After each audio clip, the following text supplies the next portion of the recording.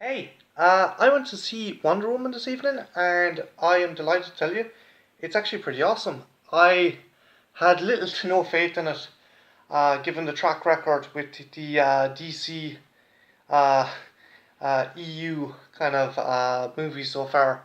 Man of Steel, I felt was a letdown. Batman vs Superman was trash, and while there was some things I enjoyed in Suicide Squad, it was a bad movie. But Patty Jenkins, who had directed Monster, has done a fantastic job with this, and the story is a origin story for Wonder Woman, who we've already seen in Batman vs Superman. Essentially, Wonder Woman is raised on Themyscira by the Amazons and rescues a pilot called Steve Trevor, who is trying to get back to the Allies to report that the Germans are making a more dangerous weapon and are going to use it in World War One. Now, this is interesting. A lot of the lore of Wonder Woman takes place in the comics and in some of the animations takes place during World War Two.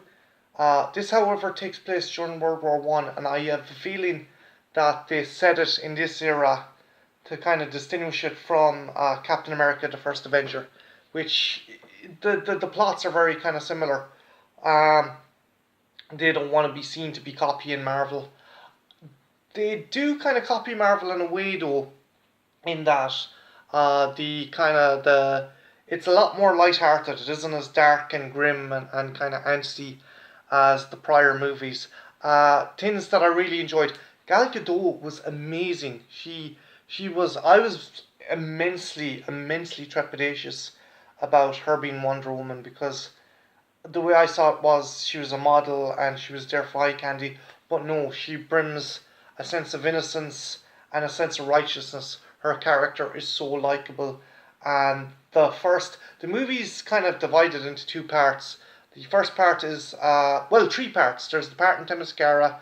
There's the whole kind of fish out of water scenario, and then there is Wonder Woman fighting on the Western Front, and for the first kind of segments, we get to know Diana and we get to know that she's incredibly intelligent and incredibly resourceful, but she is a person who's been isolated on this island, so she isn't used to convention like certain things like the way men treat women or the way she's dressed. She doesn't realize that it's kind of a bit of a faux pas to be like dressed like that in I think 1918 England, and there is this really likable naivety, but also kind of strength and kind of determination with the character. She wants to help. She wants to stop the war and bring the war to the end. Chris Pine is also awesome as Steve Trevor.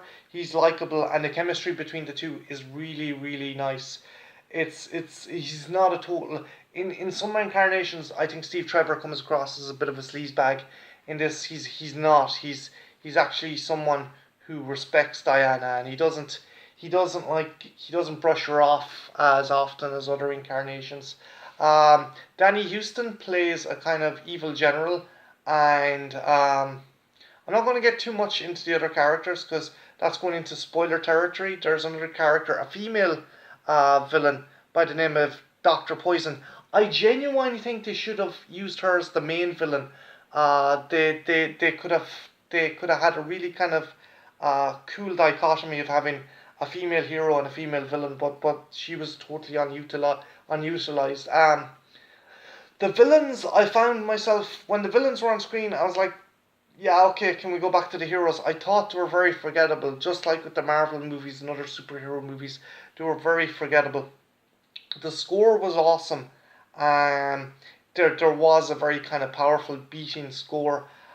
It's also a really cool period piece. It's probably the best movie I've seen to portray the First World War. I think it was incredibly kind of bold that it shifted from this kind of fantasy Themyscira kind of comic book kind of setting to the actual kind of accurate portrayal of the First World War, and props to Patty Jenkins because like there's a scene.